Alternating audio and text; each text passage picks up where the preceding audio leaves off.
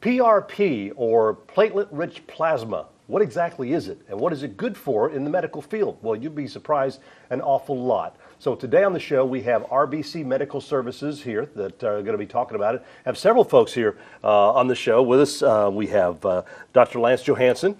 We've had you on the show in the past quite often. Nice to be with you again. Good to have you here. Donna Neal, who is the owner of RBC, and of course, Alicia Lesab, yes. Who is a nurse that, with the office. But let's kind of go around here and talk first, if you would, Donna. Tell us a little background about RBC Medical Services.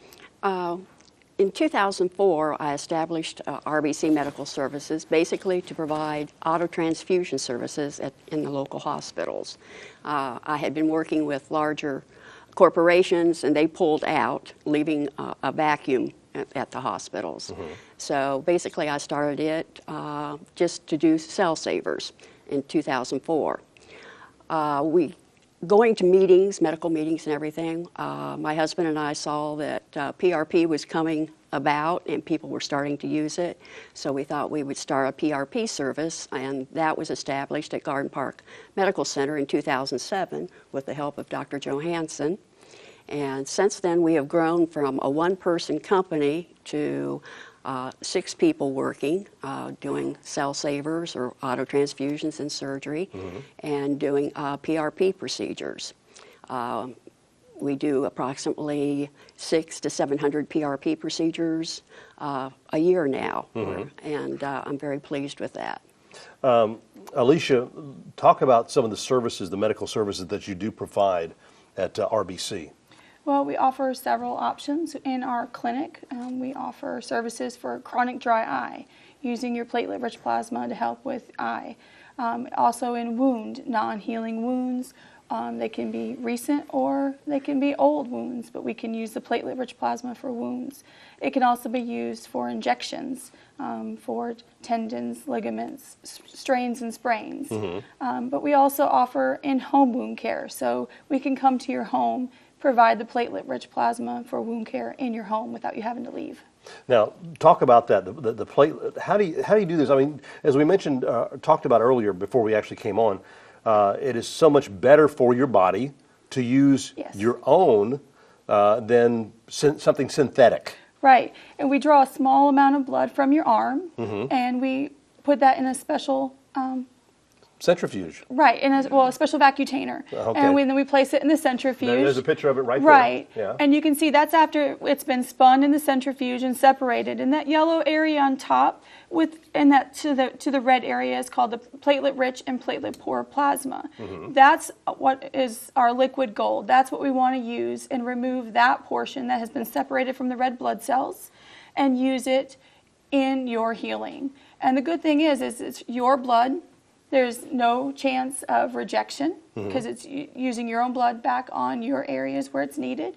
And there's decreases any chance of infection or reduces any chance of infection. So it really does accelerate self-healing? Yes. Okay. Yes.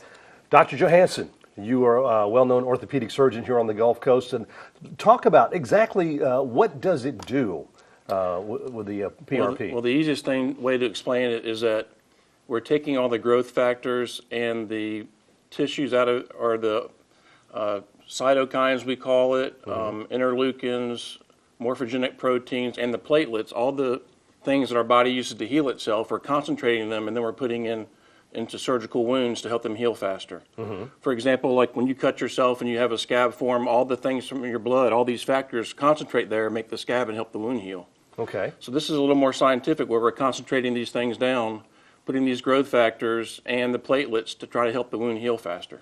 Now, as an orthopedic surgeon, I know you use that in a lot of different things. How does it work with, say, total knee replacement whenever Sure. you have to do that? I mean, it's quite an extensive surgery there. It absolutely is. So we started using this about 10 years ago in my practice. In the early 90s is when orthopedic surgeons started using it, so it's been around for a long time.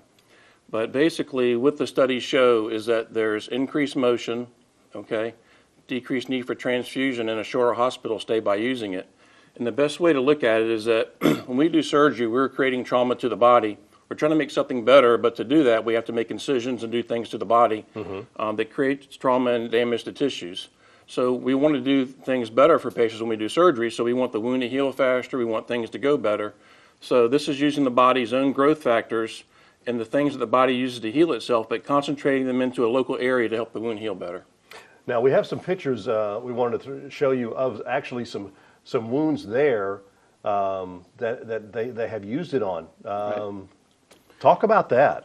Well, the nice thing about it is that a wound will heal faster when you concentrate the growth factors in it. So you can imagine taking a cut you have and letting it heal on steroids, not the steroids that would suppress healing, right, but adding all the things there to make the environment the best you can and make things heal faster. Yeah, that was one of the things we were talking about earlier. It's like the healing factor that you're doing using the platelet-rich plasma that you've spun off on your own, and it's like it's a healing factor on steroids because it's your own your own platelets, your own bodily chemistry. So to speak. Everything your body uses to heal, you're using it, but you're using it at an enhanced and accelerated rate.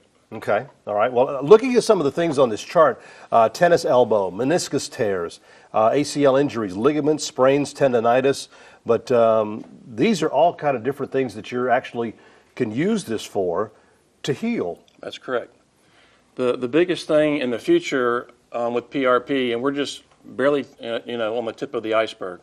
So basically at some point we're going to have genetics involved with this. We're going to have PRP. We're going to mix it with, say, bone morphogenic protein. We're going to have short little snippets of DNA. So if we inject it into the knee, it's going to instruct cells to make cartilage again, okay, to rejuvenate that joint. And a lot of this technology, we're going to start using it, I would say, as preventative medicine. We don't want to start using it when the knee's worn out, but if we can modulate the knee and modulate the cartilage to start working to help prevent breakdown in arthritis, that's what we want to do. So the best thing to do is not wait till it's too late. I mean, that's why you go see your doctor, you go see your orthopedic doctor, surgeon, and find out exactly what you need to do to go ahead. And it's not only just for the surgical parts. I mean, people with bed sores, I mean, we see pictures of that because, patients that have bed sores that you have to deal with all the time, they can use the platelet-rich plasma to actually heal those as well. That's right. It's been used in even heart surgery, heart bypass to help the vessels clot. It's used in head and neck surgery. It's used in cosmetics. There's a multiple number of fields that it's being used in right now and used successfully. And as we learn more about the technology, it's going to get better. That's awesome. Thank y'all also for being here on the show today. I mean, this is amazing new science that, it's new to me, but so it may be new to you too. So if you'd like some more information, the websites there on your screen, they have their main offices in Ocean Springs. Give them a call, set up an appointment, and find out if PRP is right for you.